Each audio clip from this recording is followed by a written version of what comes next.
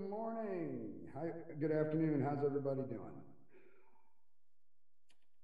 My name is Len No, and today I will be presenting to you the Biohackers, the Invisible Threat. So let me go ahead and get this up on the screen and get it shared out for y'all. One second here. Okay, give me one second. I'm not a big Zoom guy. We got this. All right, here we go. All right. Like I said, my name is Len. I am a global enablement engineer and I'm a biohacker and a white hat.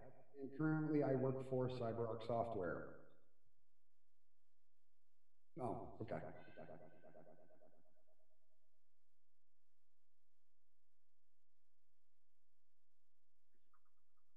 All right, let's try this again. Good afternoon. My name is Len No. I am a biohacker, white hat hacker, and a global enablement engineer, and I currently work for CyberArk Software. Today, I'll be going through my presentation on biohacking and biohackers, the invisible threat. So, a little bit about me. Yes, that is a QR code. Yes, I know this is B-Sides. No, I'm not going to hack you with it. It'd be a really bad career move. Just a little bit of information about me. I invite everybody, reach out, give me a hit up on LinkedIn. I've got some GitHub content out there. I've got a really nice YouTube channel, and hook up with me on Twitter. On the right-hand side of the screen, there's a little bit of my background and things that I've done.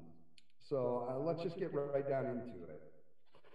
So let's get started by saying, what does a cyborg look like? You know, when you hear the word cyborg, what comes to mind? Maybe a Terminator, Star Wars, Star Trek. Everyone who knows the definition will probably have a vision in their head, and I'm going to bet it's probably shiny and metallic. I hate to pop your bubble, but that's really just not the case.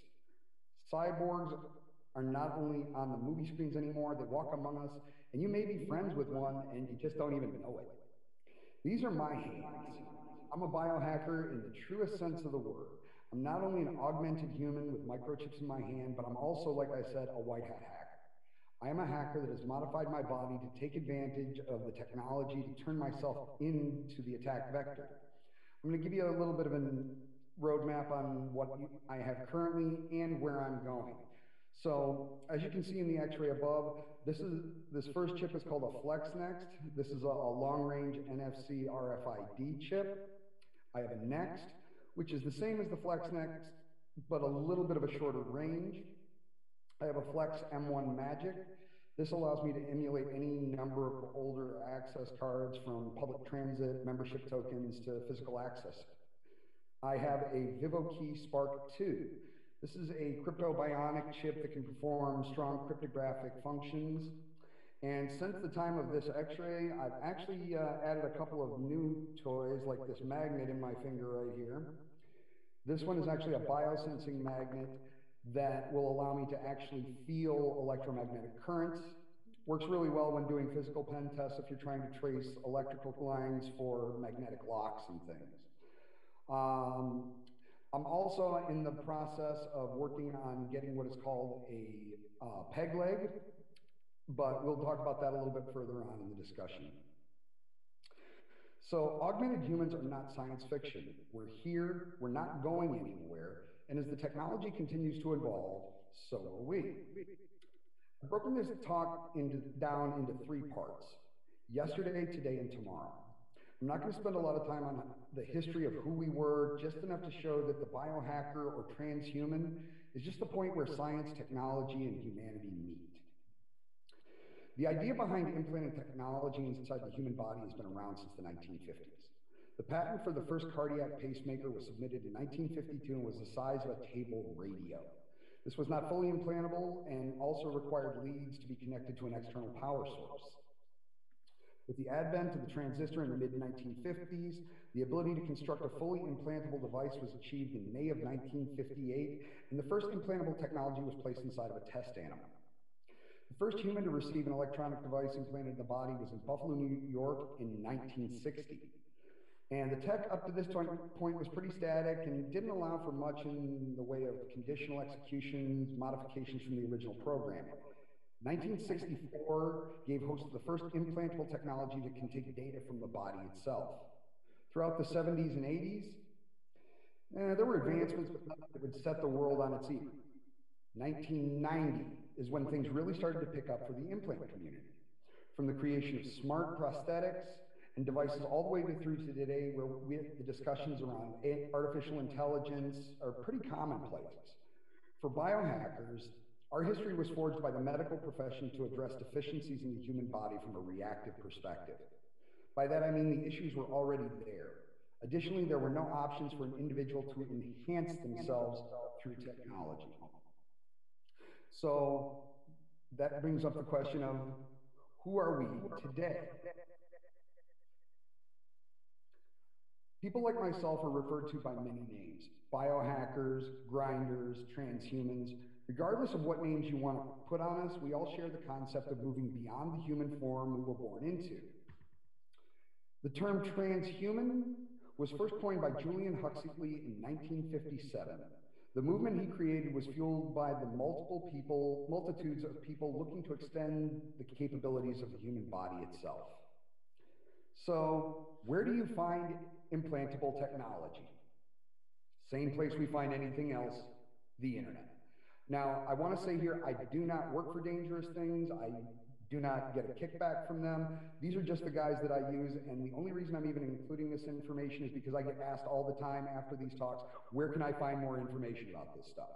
So these are the guys that I use. Again, I'm not sponsored by them. They're just the ones that I've picked. So what kind of implants are commercially available? You know, we have magnets, both lifting and biosensing. We have NFC implants.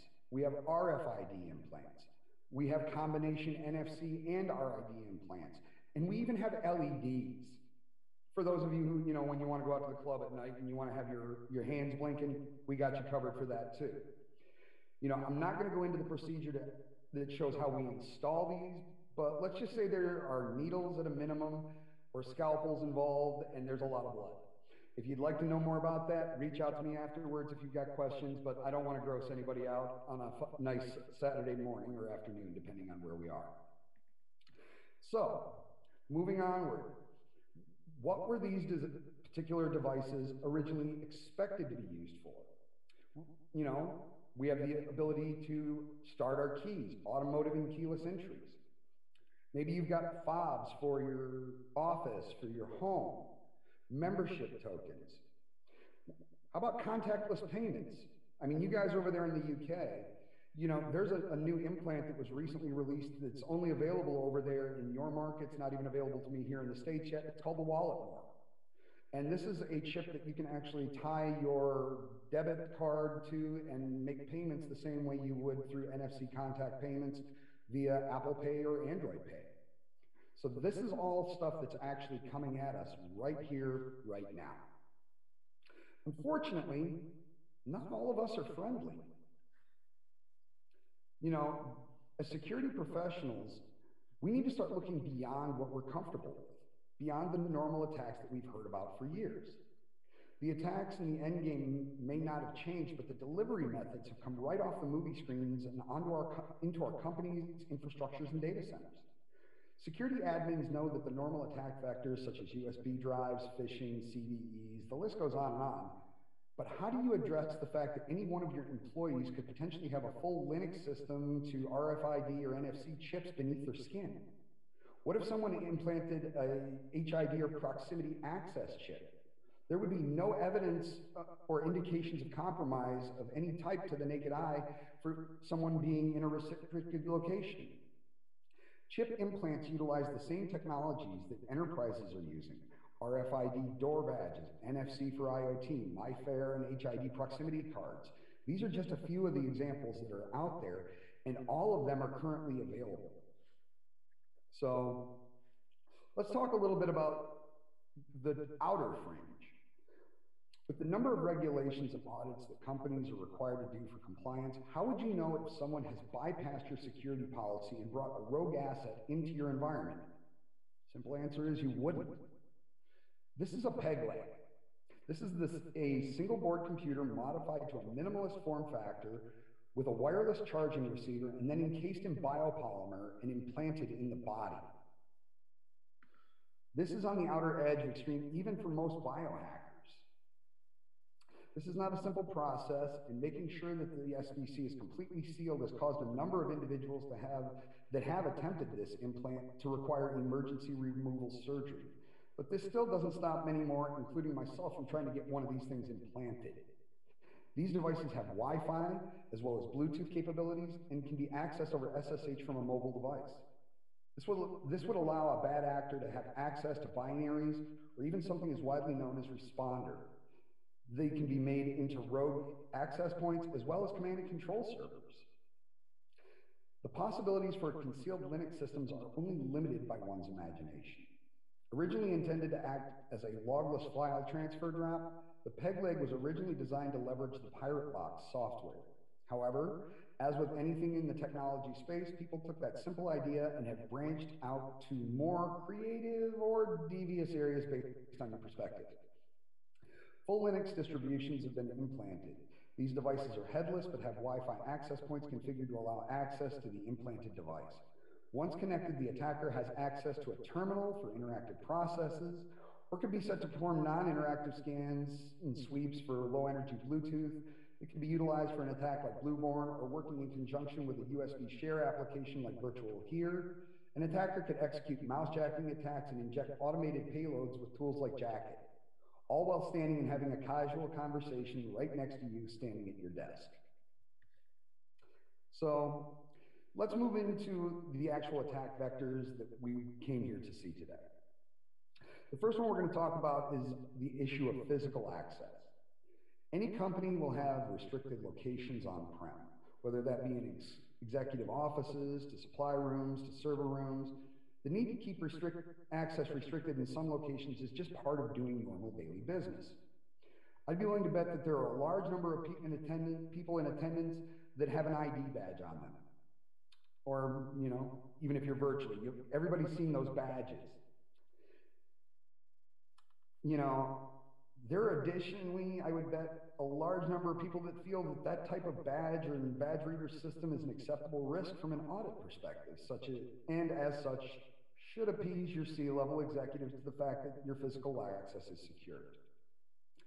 Considering this is B-Sides, I really hope nobody here believes that. How many people typically walk around with an access badge on a lanyard or maybe a retractable belt clip?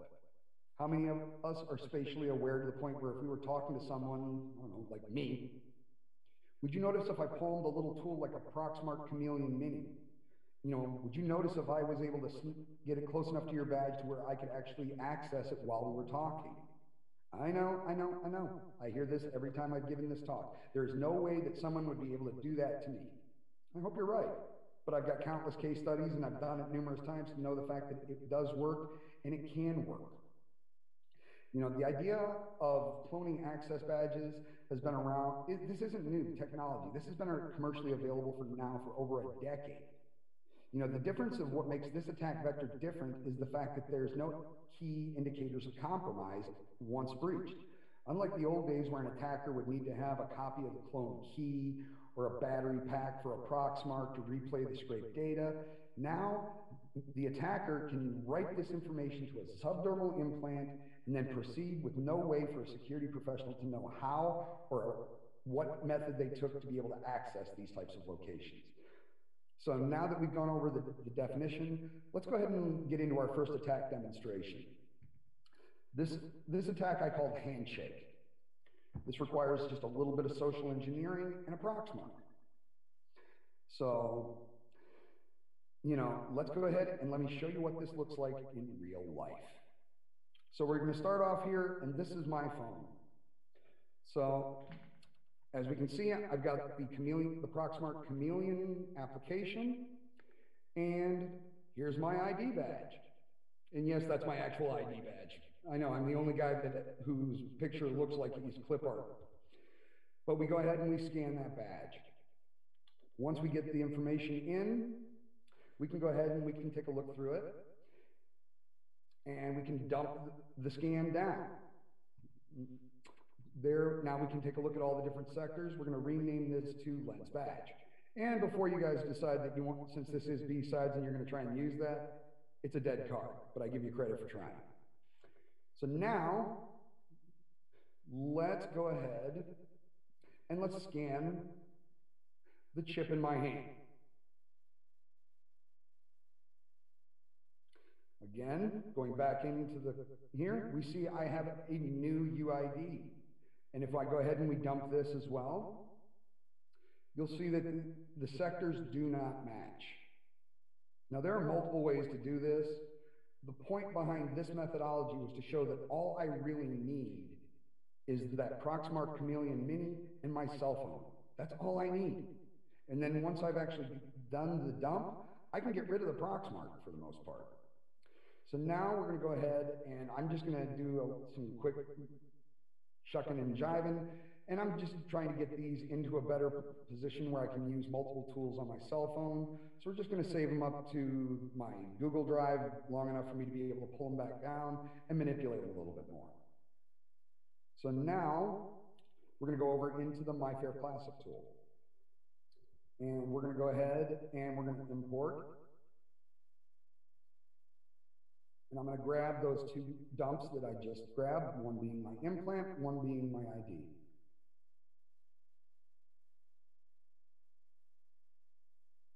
This takes just a moment.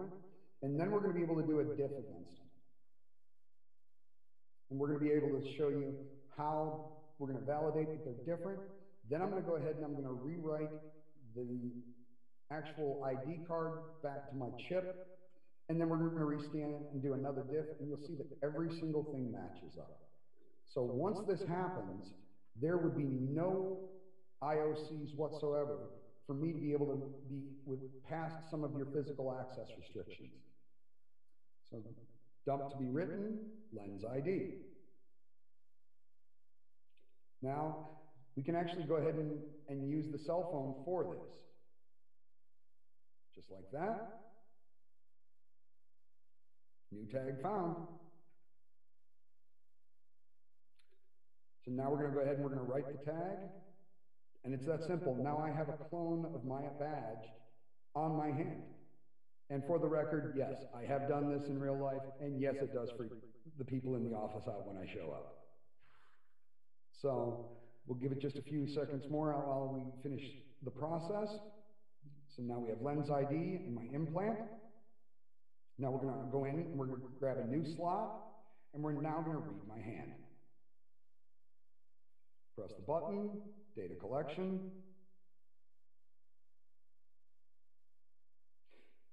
Let's go ahead and we'll do our dump. So now we have a third. And now if we take a look there, implant 2.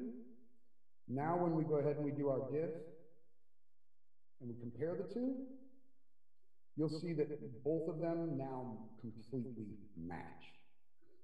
So the idea that, you can use any type of badging system on a single methodology, I don't recommend it whatsoever. Any type of single point of failure without multi-factor authentication, these are the types of things that are capable out there right now.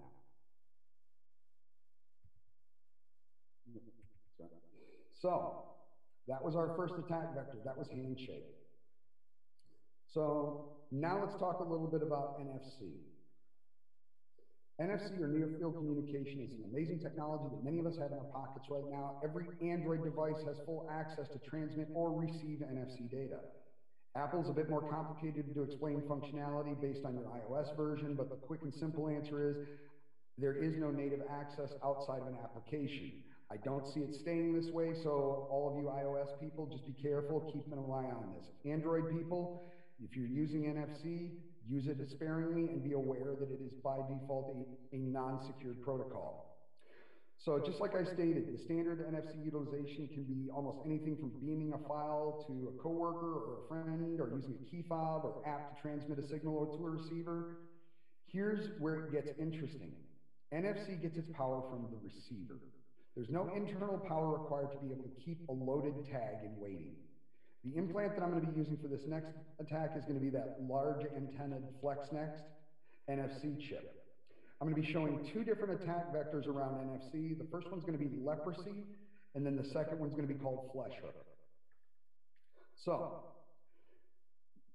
the first attack, leprosy. This one may or may not always work because there are a few conditions that need to be met in order to execute properly. NFC must be enabled, and allow apps from unknown sources must be enabled under the developer's mode. At this point, it's just a matter of social engineering a situation where I can get my hands physically on your device. Come on, let's be honest. If anybody's a decent social engineer, you know, you're going to be able to do this. This attack, as well as flesh hook, are designed to be performed in plain sight and actually standing right next to my victim. I don't think it would be such a stretch to assume that if we worked together, and maybe even if we didn't, if I was to make some kind of scene about an issue with my wife or daughter or granddaughter, and I was pleading for someone to help me make a phone call, I know the good Samaritan and someone out there would be there to be my victim.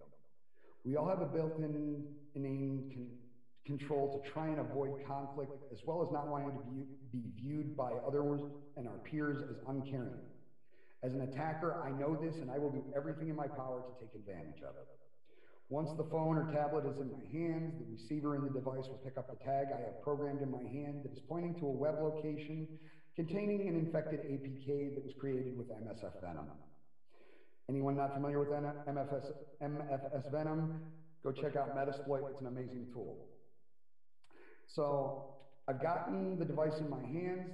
The chip has prompted to either install or save the file. I go through the motions of what appears to you to be making a phone call. What I'm actually doing is loading an APK and then quickly returning the device. This attack will provide persistence as well as a hidden icon so that the owner would not be able to see anything out of the ordinary, as well as not finding anything in the applications list. What if this was your work phone? What if this was the device that you do your banking with? In this scenario, I'm already in the phone before I've even left the room. From my Metasploit control server, I can gain access to the contacts, emails, photos, downloads, essentially anything that is on the device. And I'm going to show you that video right now. So this one's going to go a lot quicker than the last one. In the top pane, this is my ngrok session for obfuscation. And I'm going to go ahead and I'm going to launch my Metasploit console. From here, I'm going to just load up my resource file to get my listener correct, and I can go ahead and launch it. So we've got our listener sitting there. At this point, you know, here's the cell phone. Oh my goodness, help. You know, there's a problem. Get close enough and just look at that, just like that. It's going to prompt. And what we're going to see is, do you want to download this APK and install it? All the while, I'm pretending to just sit there going, I can't remember my daughter's phone number. What's going on? Hang on. Yeah, that's what it is. You know, 444. I'm not sure what is the phone number. Oh, wait a minute. Oh, wait. My wife I'll call my wife. Here's your phone back. It's over. It's already over. At this point, you can see we now have a spawn interpreter session. We can go in, run a sysinfo. I'm on the Android, dump call logs. At this point, it's basic post-exploit commands. Grab your SMS, even pop a shell and navigate into the actual Android file structure. Now, I'm not going to dig too deep into this for the sole purpose. I'm not here to talk about the Metasploit attack. I'm here to talk about the human as the attack vector. So just that quickly, I was able to actually pop a shell on an Android device simply by touching it. For the final demonstration, I'd like to introduce flesh hook. In this use case, I've programmed the chip in my hand to point to a specific website that's been compromised with the Beef suite. Beef is the browser extension exploit framework. This infects or hooks the browsers of any devices that connects to it and allows remote code execution as well as persistence. Through the Beef suite, an attacker can enumerate the local LAN device it's connected to, as well as execute advanced phishing attacks executed on the device itself. Again, this requires a little bit of social engineering, but as we just talked, this probably is not going to be that big of a problem. What makes this attack more dangerous than leprosy is that there's no need to install anything. along with the fact that most mobile devices have some type of web browser pre-installed, NFC in a browser are the only requirements for this attack to function. So let's go ahead and let me show you what this looks like. Again, sitting on my Parrot desktop, we're going to go ahead and we're going to start Beef. Takes just a moment. All right, so now the Beef UI is there. Okay, so now what I'm going to do is I'm going to go over and I'm going to log into my Beef control panel.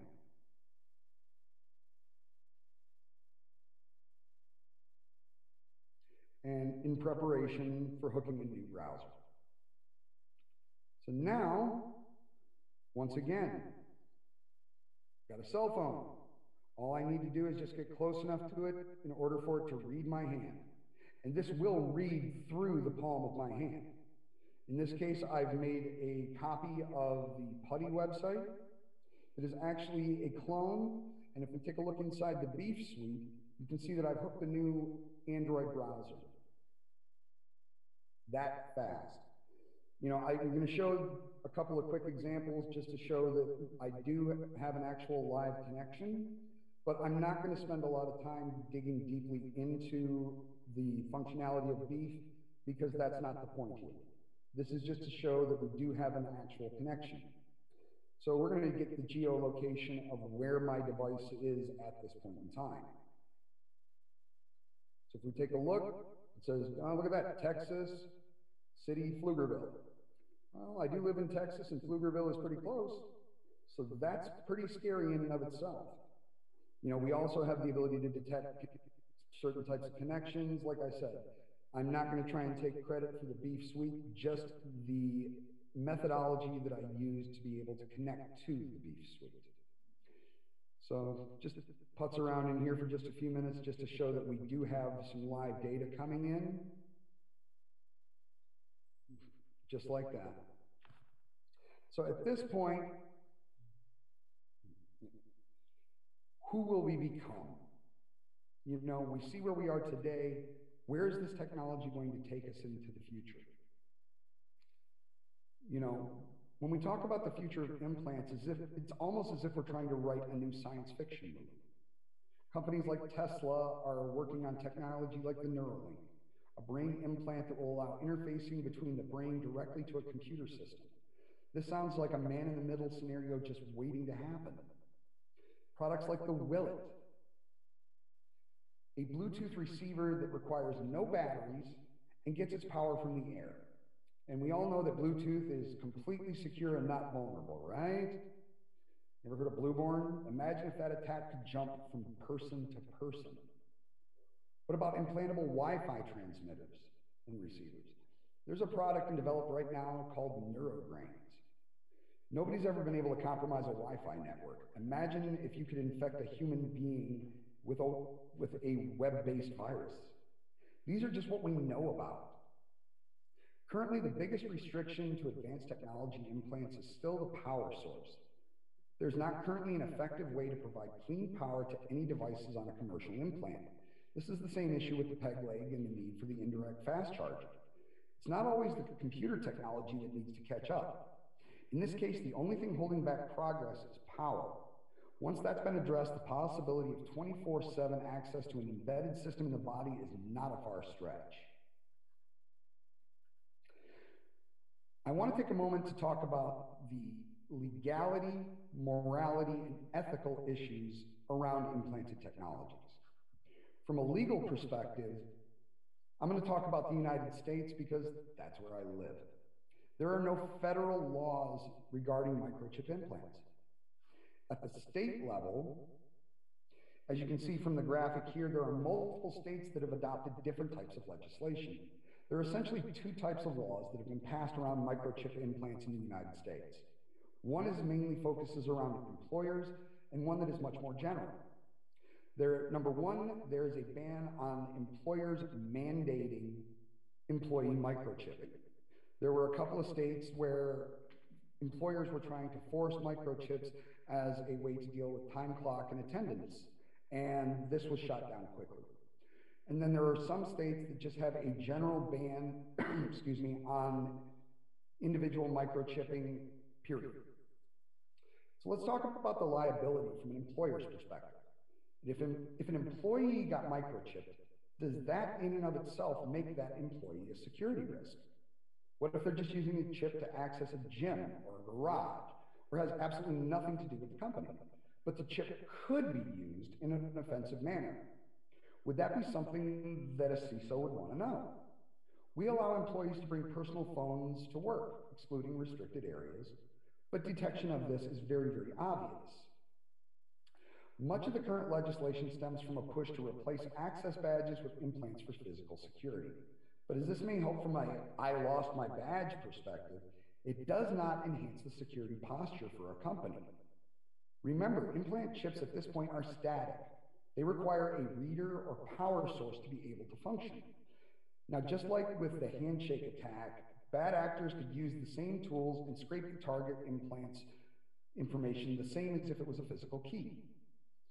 The one main difference is that you can take your key card, you can lock that at home when you go out. Implants are on all the time. If there's a receiver within range, they will read the chip.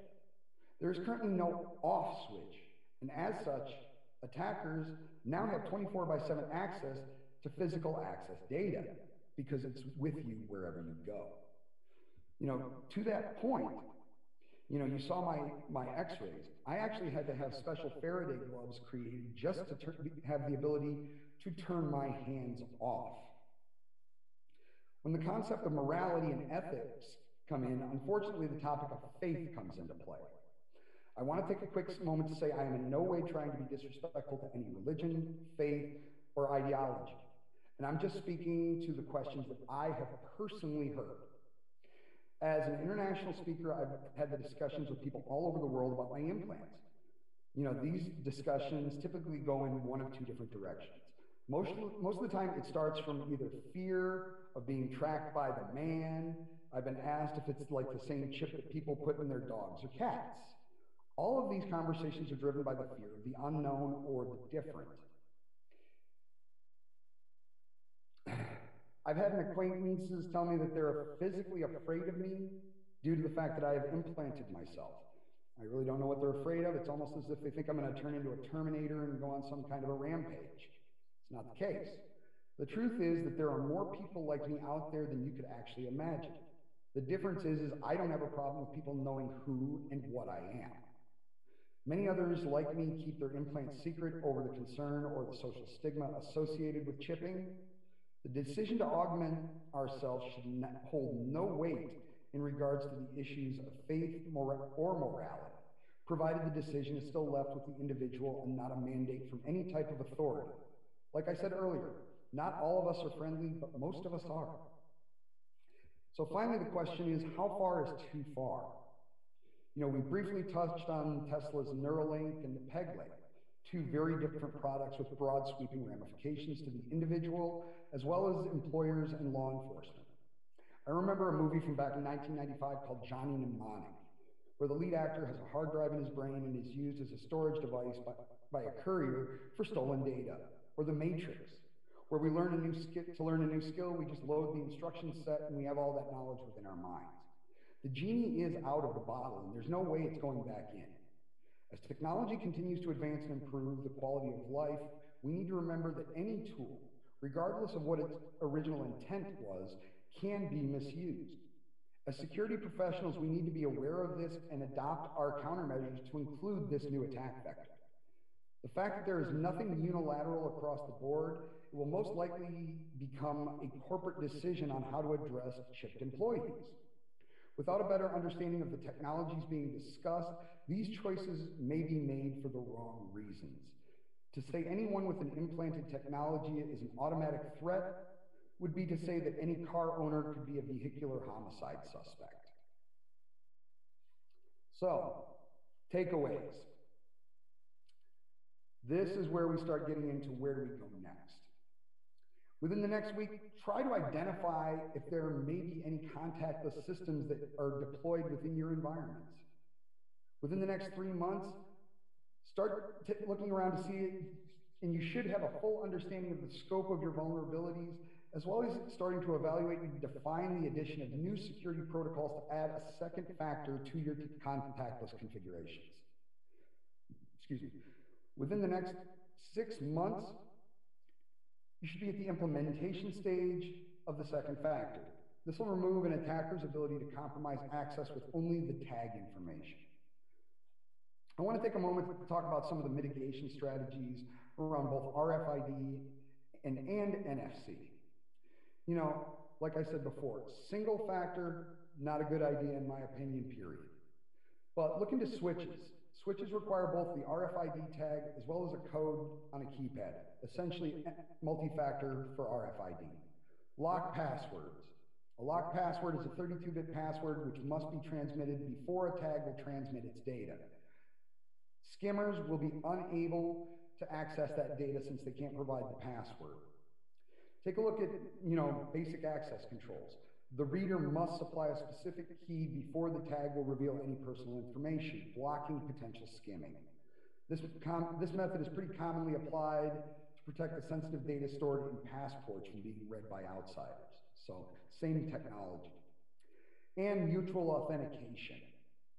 In this process, the sensor will send a line of code to the tag. The tag will decipher it using the key which is known to both entities. If the tag is successful, it can then send a line of code to be similarly deciphered by the reader. Once both the tag and the reader are certain that they are who they say they are, then they can start transmitting their data. When it comes to NFC, the most important advice is if you're not using NFC, turn it off.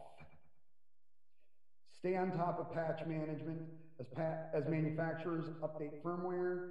Be vigilant in staying current on your firmware and any aspect of contactless technologies, RFID, NFC especially. Educate your employees, educate people about the fact that NFC protocol in general is non-secure. Everybody thinks that ease of use, being able to beam a file, yeah, that's great. Don't leave it on. There will be somebody out there like me. And utilize blocking shields for tags and cards when they're not in use. The idea that we all leave our badges just sitting on our sides, this is bad business. I understand that a lot of companies want to be able to see your face. Get some RFID and NFC blocking sleeves for these things. Don't become a victim to someone like me. With that, if there's any questions, I've got about 6 minutes. Otherwise, I'm done. I wanted to say first and foremost, thank you all very much for allowing me to present today. I hope you found the content at least interesting, and my hopes are that we can actually start moving this conversation forward. The transhuman movement, we are not going away, and there are more of us than you think. I'd like to, as just a word of option, if anybody wants to grab my information one last time, here it is. I would love to see you guys when I get the opportunity to come back over to the UK. Reach out to me over LinkedIn if you would like to have any further deep dive discussions. I am a very approachable person, and I will answer all questions that are thrown at me. Typically, I respond within 24 hours. But with that, this concludes my presentation on Biohackers, the Invisible Threat. I thank you all very much for your time and attendance, and I look forward to seeing you out in the real world again, and hopefully everybody stays safe and with the health situations, and I really look forward to all of us getting back to normal as soon as possible. Thank you very much for your time.